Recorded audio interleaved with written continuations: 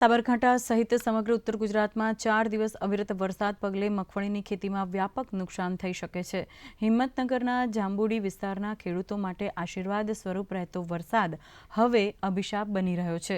અવિરત 3 દિવસ સુધી ખાબકેલા વરસાદથી 500 વીઘાથી વધારેની જમીનમાં વવાયેલો મગફળીનો પાક નિષ્ફળતાના આરે છે, જેથી ખેડૂતો હવે રાજ્ય સરકાર પાસે સહાયની અપેક્ષા રાખી રહ્યા છે।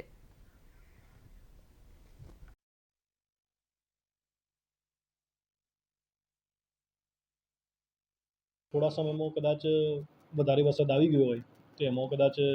કોઈ ખેડૂતને જો પાણી ભરાવાનો પ્રશ્ન હશે તો અમારો વિસ્તરણ જે સ્ટાફ છે એ અત્યારે પાક પરિસ્થિતિ અહેવાલ મેળવી રહ્યો છે અને ખેડૂતોને માર્ગદર્શન પણ સતત આપી રહ્યા છે કે ભાઈ પાણી ભરાવાનું અથવા વરસાદની સિઝનમાં કે પાકનું કેમ કરી અને ઉત્પાદન વધારવા માટે શું શું પગલાં લઈ શકાય। 1 વીઘા અંદાજે 22,000 રૂપિયા જેવો અમે ખર્ચો કરેલ છે, પણ અમને આમાંથી 1 રૂપિયો પણ વળતર મળે એવું નથી અને સરકારશ્રીને અપીલ કરું સર્વે કરાવો અને જે સહાય ખેડૂતને મળવા પાત્ર હોય એ આપે અને